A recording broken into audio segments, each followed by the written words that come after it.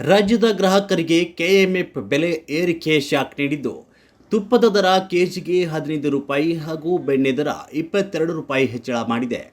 ಈ ಪರಿಷ್ಕೃತ ದರ ಇಂದಿನಿಂದಲೇ ಜಾರಿಗೆ ಬರಲಿದ್ದು, ಬೆಂಗಳೂರು ಹಾಲು ಒಕ್ಕೂಟ, ಬಮೂಲ್ ಎಲ್ಲ ಮಳಿಗೆಗಳಲ್ಲಿ ಅನ್ವಯವಾಗುತ್ತೆ. ಇದರಿಂದ ಗೃಹ ಬಳಕೆದಾರರು ಮತ್ತು ಹೋಟೆಲ್ ಉದ್ಯಮಕ್ಕೆ ಹೆಚ್ಚಿನ ಆರ್ಥಿಕ ಹೊರೆಯಾಗಲಿದೆ.